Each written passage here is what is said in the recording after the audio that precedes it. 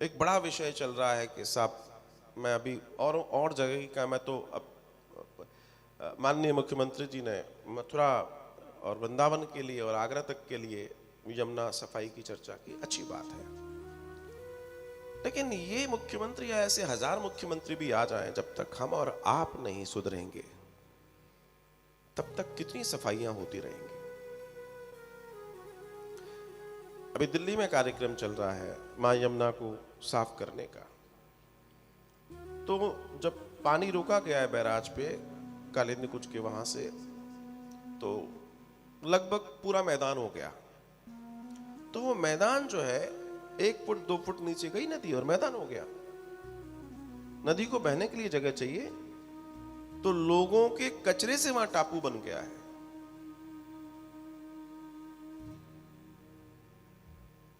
Plastic मिल रही है, bottles मिल रही हैं, कचरे के पैकेट्स बंधे हुए मिल रहे हैं जो कि डिस्पोज नहीं होते।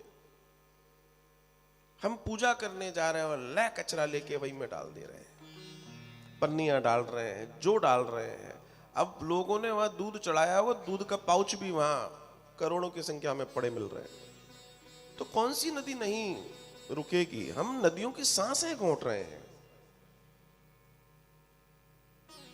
नदी की जीवंतता प्राकृतिक दर्शन में है। यह विचार करने की बात है।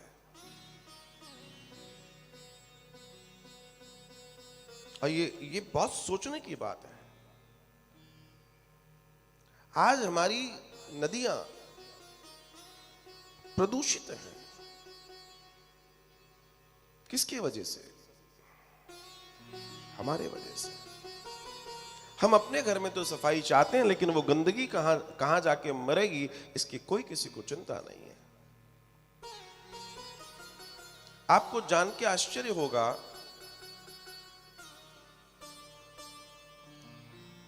आज से करीब 200 साल पहले हमारी नदियां पूरी तरीके से स्वच्छ थी। हमारी नदियों में किसी भी तरह की नाली का प्रवेश नहीं था। आपको मालूम है?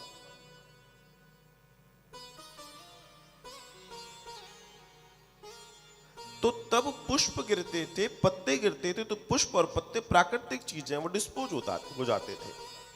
समझिएगा मेरी बात को। लेकिन तब प्लास्टिक नहीं थी। इस बात को समझना बहुत जरूरी है। तब पॉलिएस्टर नहीं था। अगर सूती कपड़ा जा रहा है तो सूती कपड़ा डिस्पोज हो जाएगा। और दूसरी बात,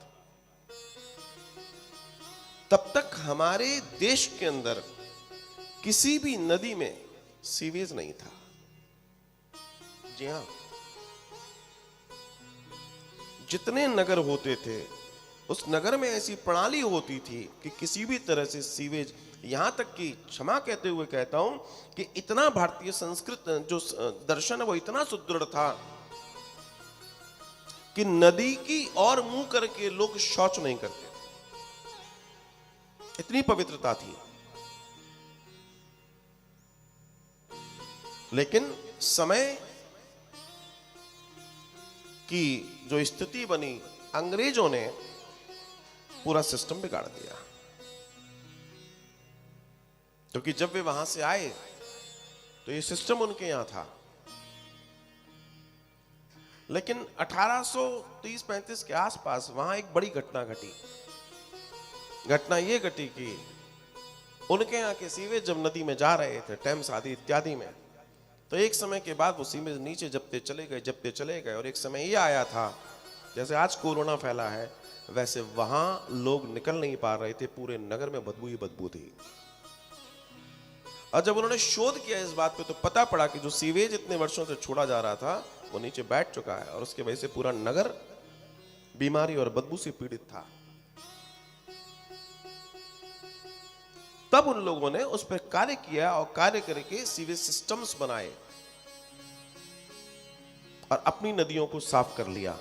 लेकिन वो स्थिति जब वो यहां पर देख आए तो उन्होंने सारी नदियों में यहां के सीवेज सिस्टम खोल दिए। और उस समय के लोग बड़े हैप्पी थे कि देखो ये ठीक हुआ।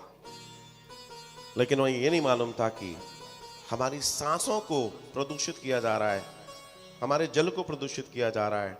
और उस समय के लोग उसको प्रगति देख रहे थे और आज हम रो रहे हैं। आज हम रो रहे हैं इस बात को लेकर। आज हमारी नदियां बदबू मार रही हैं।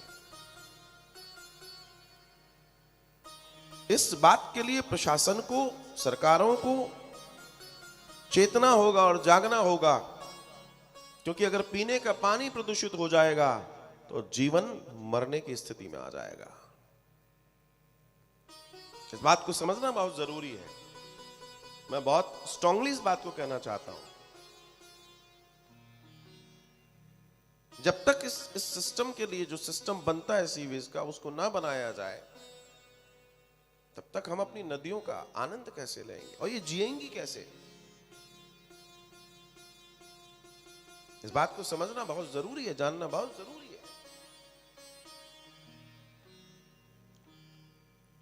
हम इस बात को समझें और जानें। तो बात यह है कि कौन करेगा कौन नहीं करेगा, यह बात की बात है, लेकिन सबसे पहले हम अपने आप से शुरुआत करें और इस बात पर विचार करें। कम से कम जो हो सकता है वो तो हम ना करें। गंदगी, कचरा आदि इत्यादि नदियों में ना फेंकें। किसी भी रूप में प्लास्टर ऑफ पेरिस की मूर्तियां ना खरीदें, क्योंकि उसकी प्लास्टर ऑफ पेरिस आप जब लेते हैं और वो जब नदी में जाता है तो वो जम जाता है, वो घुलता तो नहीं है और वो नुकसान करता है। और वैसे भी उस मूर्ति के पूजन का कोई लाभ तो है नहीं, क्योंकि उसमें पंचभूत होता नहीं है, मिट्टी तो होती नहीं है ना।